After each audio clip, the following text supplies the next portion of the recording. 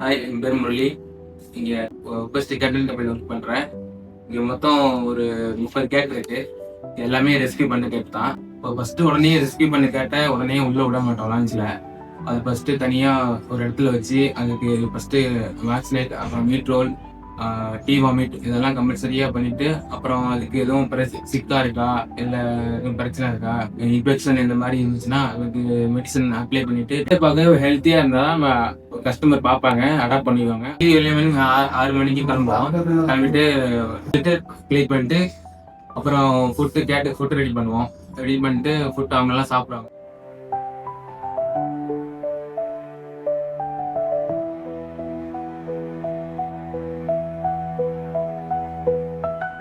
முடிச்சோடனே எங்களுக்கு குரூமிங் இருக்காங்க. அங்கே வந்து early morning ear cleaning, eye cleaning, but nail cutting, dry bath இது எல்லாமே பண்ணி தான் நாங்கள் லான்ச்சுக்கு ஓப்பன் பண்ணுவோம். அதுக்கப்புறம் லான்ச்சில் 12 o'clock ஓப்பன் பண்ணுவோம். ஓப்பன் பண்ணோன்னே லான்ச்சில் ஃபுல்லாக ஃப்ளை பண்ணுவாங்க. இது எல்லாமே ஃப்ளை பண்ண இடம் தான்.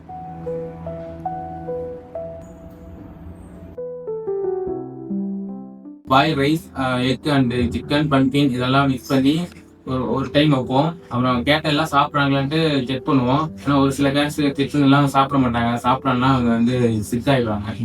அதனால அவங்க சாப்பிட்ற வரையும் பார்த்துட்டே இருக்கும். எங்கள் கேட்டை பார்த்து பார்த்தீங்கன்னா வீக்லி 1 டைம் வருவாங்க. பார்த்துட்டு எல்லா கேட்டும் செக் பண்ணுவாங்க. நாங்களும் சொல்லுவோம் இந்த கேட்டை இப்படி தான் இருக்குது, நம்ம சாப்பிட மாட்டேங்குது, ஒழுங்காக சாப்பிடலன்னு சொல்லுவோம்.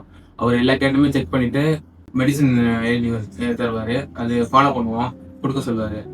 இதெல்லாம் கேட்ட எல்லாமே ஒரு மாதிரி இருப்பாங்க. ஒரு டிஃப்ரெண்ட் கேட்ஸ் தான் எல்லாமே, கிட்டன்ஸ் சரி எல்லாமே. எல்லாருமே ஒரு நேம் வச்சிருக்கோம்.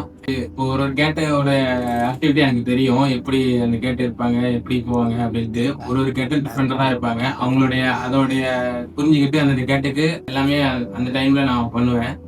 இப்போ கஸ்டமர் வந்து ஒரு கேட்டை பார்த்துட்டு இந்த கேட்டு பிடிச்சிருக்கு அப்படின்ட்டு சொல்லிட்டு டக்குன்னு அடாப்ஷன் கேட்பாங்க. அங்கே எங்கள்கிட்ட ஒரு அடாப்ஷன் ஃபார்ம் இருக்கு. அந்த ஃபார்ம்லேயே எல்லாமே கொடுத்துருப்போம். பட் உடனே நாங்கள் ஒரு கேட்டு ஃபேமிலி கேட்டாங்கன்னா அடாப்ட் கொடுக்க மாட்டோம். ஒரு 3 to 4 days எங்கள் ஒபஸ்டி டீம் இருக்காங்க, அவங்களுடைய கால் வெரிஃபிகேஷன் பண்ணி அதுக்கப்புறம் பார்த்து அதுக்கப்புறம் இந்த ஃபேமிலி ஓகேவா, இந்த கேட் கொடுக்கலாமா, இந்த கேட் அங்கே போனால் ஹாப்பியாக இருப்பாங்களா அப்படின்னு சொல்லிட்டு பார்த்துட்டு தான் ஒரு கேட்டை கொடுப்போம். உடனே டக்குனு ஒரு கேட் கொடுக்க மாட்டோம். இப்போ ஒரு கேட் அடாப்ட் பண்ணி எடுத்து போயிட்டாங்க கஸ்டமரு. எங்கள் டீம் வந்து ஒரு 1 yearக்கு அவங்க கால் பண்ணிட்டே இருப்பாங்க. கேட் எப்படி இருக்காங்க, சாப்பிட்றாங்களா, ஹெல்த் எப்படி இருக்கு அப்படின்ட்டு எங்கள் டீம் வந்து அப்பப்போ இன்ஃபர்மேஷன் பண்ணிட்டே இருப்பாங்க. இந்த கேட்டுக்கு எப்படி பெட் பண்ணணும், ஏதாவது பிரச்சனைனா எங்கள் டீமுக்கு ஃபோன் பண்ணி நாங்கள் சொல்லுவோம், இப்படிதான் பெட் பண்ணணும், இந்த பண்ணி பார்த்துக்கிறோம், இந்த மாதிரி பண்ணுங்க அவங்க சொல்லும்போது அவங்க கஸ்டமர் எல்லாம் ஃபாலோ பண்ணிடுவாங்க. கேட்டோட தான் இருக்கேன், கேட்டோடய தூங்குறேன், எல்லாமே பண்றேன். அது ஒரு ஃபீலா இருக்கும், ஒரு ஃப்ரீ மைண்டு கேட்டோட இருக்குதுல்ல. அடாப்ஷன் பண்ணி போகும்போது கொஞ்சம் ஃபீலா தான் இருக்கும். அப்படி இருந்தாலும் அதை அடாப்ட் பண்ணி போறப்போ சந்தோஷம் இருக்கும். அதுவும் ஒரு ஹாப்பியா தான் இருக்கும்.